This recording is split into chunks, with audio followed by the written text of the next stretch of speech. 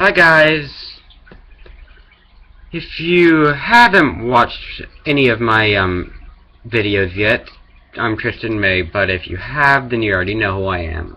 Anyways, I'm not supposed to be up right now, but my mom's gone, so... And I'm not sleepy, apparently. Frankly.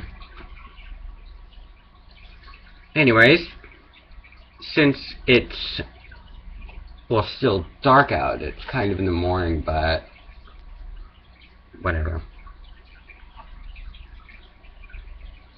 Since it's still dark out, I'm going to read a scary story.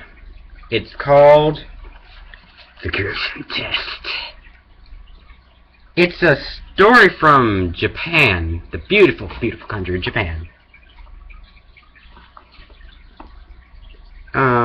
Anyways, let's begin. Suitors came from all over Japan to woo a beautiful maiden. First they fell in love with her, then they ran away. Some were heard screaming as they raced down the road. Suspicious neighbors spread rumors. They suspected that the maiden might actually be a goblin or a fox woman. Her parents were mystified. Why did their lovely daughter terrify young men? She was gentle, happy, and hard-working. She didn't complain when helping her mother around the house, and never wasted a single grain of rice when she helped cook their meals. What more could parents desire? Grandchildren. That's why the couple wanted their daughter to marry. Besides, the aging father needed a strong son-in-law to help him grow rice, and he needed him soon. Arranged marriages had been the tradition for as many generations as anyone could remember. But long ago the father had decided to let his beloved daughter choose a husband for herself.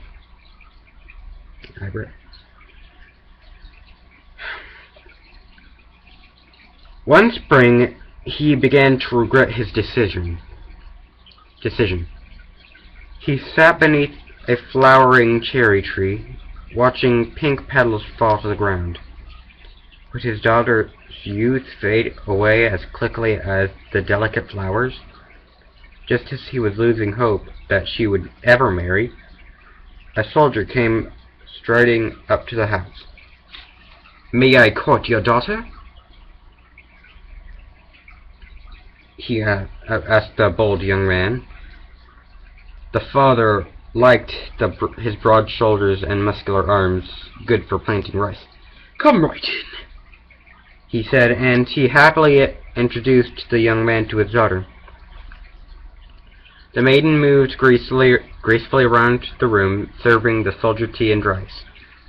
She seemed shy, speaking softly and lowering her eyes. The young man seemed smitten.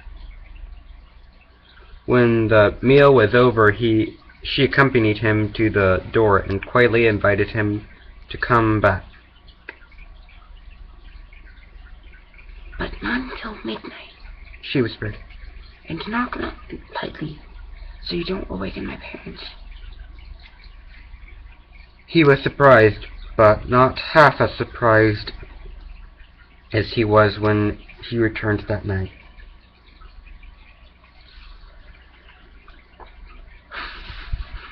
Okay.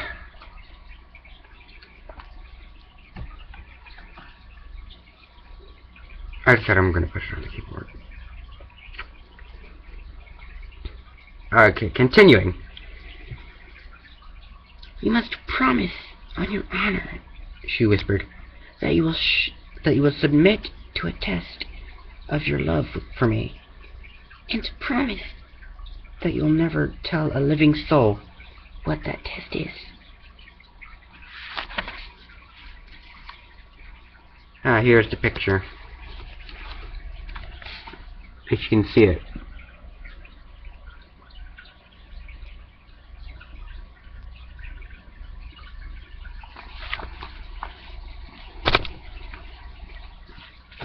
Anyways, continuing once more.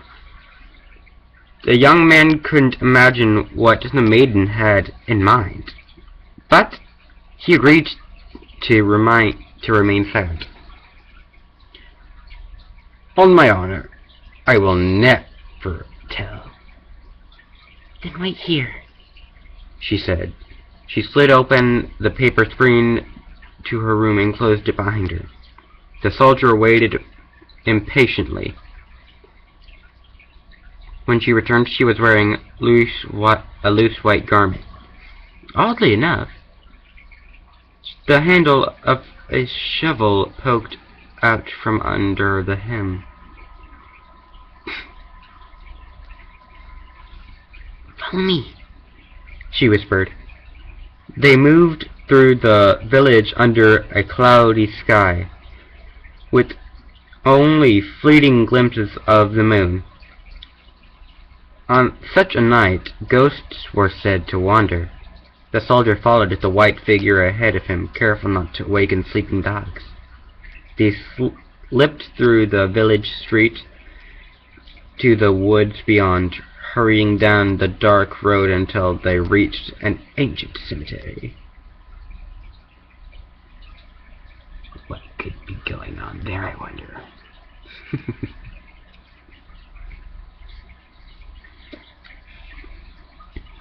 When the moon emerged from the clouds, they could see old gravestones covered with moss and mold. Here and there, bamboo cups held wilted flowers. Weathered statues of gods stood guard, protecting souls. The maiden stopped by a grave that looked quite fresh. She pulled forth her shovel and began to dig, flinging clods of dirt to one side.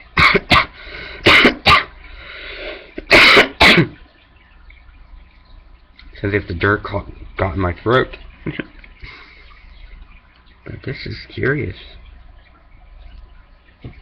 Then she dropped to her knees and swept aside dirt with her hand, I mean. The soldier could see that she had uncovered a small coffin. Imagine his surprise when she lifted the lid, opened the white shroud, and tore an arm off the corpse inside. Then she clamped it in her teeth and took a large bite.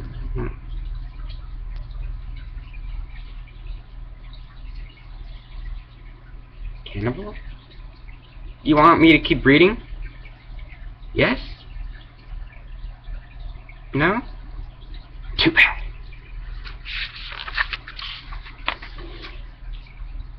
Shut up.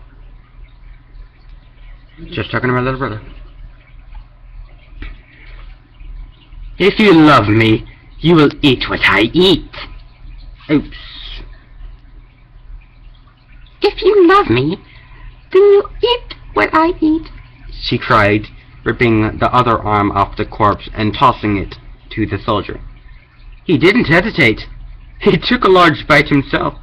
Now he was even more surprised. He was eating a candy corpse, made of sugar and rice flour. The maiden burst out laughing. You are the only one of my suitors who did not run away. I want to marry a brave husband. And you're the one. You would think that the soldier would laugh too. The maiden was not a monster after all. But he glowered at her. Only candy? He said, I thought you were giving me much more. He grabbed a shovel and began to dig up a real grave. This time, it was the maiden who ran away screaming.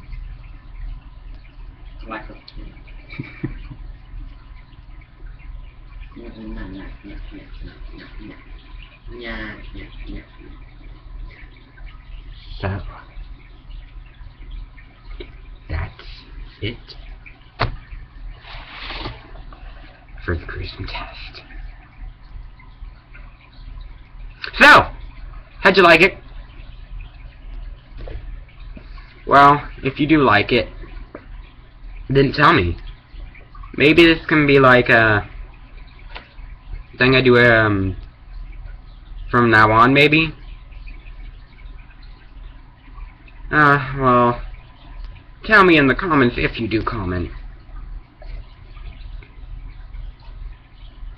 Which I hope you will. Anyway, subscribe, comment, and stuff like that if you want. You don't have to if you don't want to, because I'm not making you. Because frankly, I don't know how to. Ta-ta. And don't you dare go digging any graves up without me. Bye.